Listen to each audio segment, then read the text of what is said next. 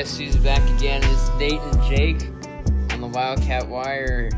And today we've got some Millard West basketball to talk about. We haven't had this conversation in quite a while, so how you feeling about it, Jake? I'm feeling pretty good. We're going to talk about kind of going to the girls' team. Girls' team, they've done pretty well so far, and I would say they've done all right. They've beaten Millard North, one of the better teams in Nebraska. Twice. And, they've done a pretty good job.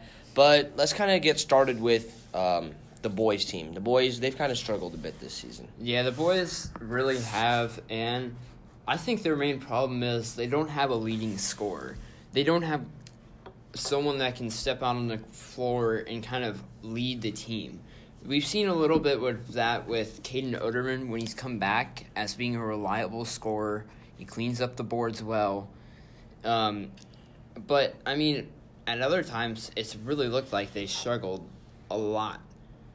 And I kind of think that they need to kind of start to work something out. We've been experimenting for some time now, but I think Morrison's really starting to figure out what his strengths and what his weaknesses are of this team. Yeah, I think, Morrison's a good coach. I think he'll kind of understand it. Just kind of one struggle with them this year. They're a young team. They only led by 2 seniors, I believe. So you got Jacob Harmdrich, and if you can even say Cam Watson, because Cam Watson, he kind of came in late from Scott. So pretty much you have one person that's had a lot of experience on this Millard West team for 4 years, and that's pretty much Jacob Harmdrich. And, he's been able to lead this team a bit. I feel like someone who's really been a good leader for this team, I would have to say, is Dallas Beanham. What's your thoughts on Dallas with this team? I think Dallas is a great player, but the only problem is he's not a reliable scorer. He's only averaging 4.6 points a game, and he's played in all 11 contests for them so far. But I do think that he's a great presence to have on the floor. He can score when you need him to, like when they played Burke against Bryan. Oh, Bryan. He came back and he had 14 points in the second half to help them win that game. He can heat up when they kind of need him to, but other than that, I think he's just kind of inconsistent. But he leads the offense really well as a ball handler and kind of as a point guard. Yeah, definitely someone that kind of surprised me in the last game. Caden Oderman, he really had a huge impact on the game against Bryan. And then I definitely feel someone who's just been a really good, glue guy, really good player.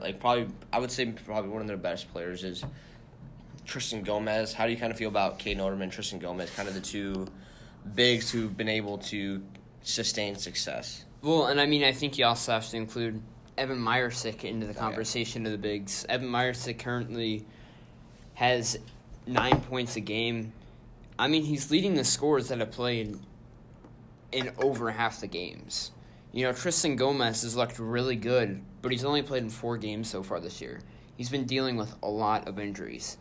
And so we'll see if he can come back and play and kind of be healthy down the stretch, because I think if you have Oderman, Gomez, and Meyersick on the floor at the same time, they're all versatile. They can guard the perimeter, they can move around, and they can run the floor. So I think kind of having the 3 of them back and possibly on the court at the same time would really help this team dynamic. And they're all 3 really good players. And I think getting Oderman back really helps this team because he's relentless on the offensive glass and the defensive glass.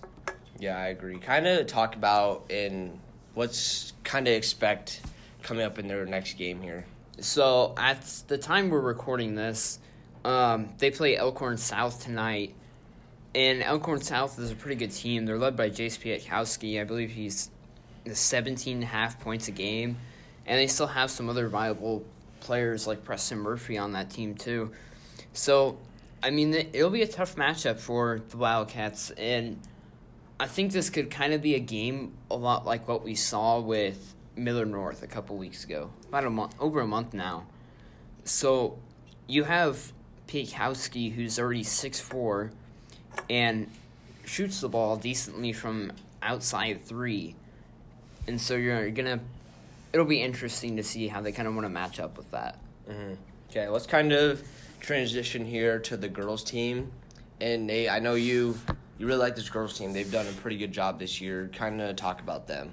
Well, this girls' team, I think, is one of the better teams in the state because they have now beat Westside, who was third-ranked before they lost to Lincoln Southwest last night, who Millard West also beat.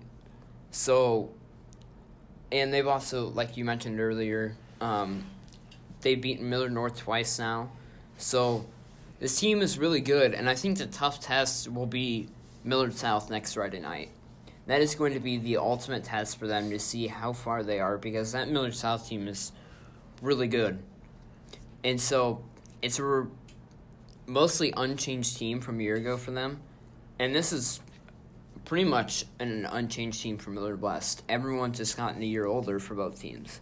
So we'll kind of see how they match up against each other and see how far this team's come in a year.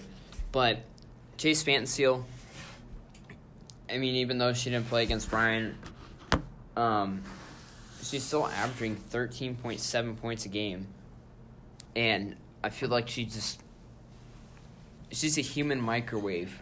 She heats up quick. Mm-hmm. And if you let her just get one shot or two shots to go down, then she is going to get going. And when you have someone like Taylor Farrell, who's almost in double figures, and Hannah Leo. Well, Taylor Farrell was kind of hurt against Bryan, so we don't know the complete stats on her maybe going into this game or maybe Millard South. I mean, you think about it, these teams haven't – Millard West hasn't played in, 11 days now? 10 or 11 days? So they're ready to get back on the floor. And so I think both teams tonight against Elkhorn South might kind of show up with a lot of energy, ready to play, because their past two games have been canceled. And so I think I'm pretty sure Farrell's healthy enough now, because I've seen her walking around without crutches. She looks like she's ready to go. And, I mean, Chase is ready to go for any game. Yeah. And so I really think this girls' team, if they can keep themselves together, they can possibly make a run at a district championship and get an automatic berth into the state tournament. And I think that should be the goal for them, is to make that state tournament, because this team is good enough to do so. Yeah, obviously they've lost a couple times, but you're not going to win all of them. Yeah, they've struggled in some games, but I feel just as of late, they just keep getting better, just by being led by Chase Fantasil. Pretty much their best senior. She's done a really good job of leading them, and I think that she'll be able to lead them to, you're right, a district, or they can definitely make a run at the state title. Yeah, I think they're kind of a wild card for it. They're the dark horse in this race. A lot of teams, you have some really good teams like Millard North, West Side's pretty good, Millard South.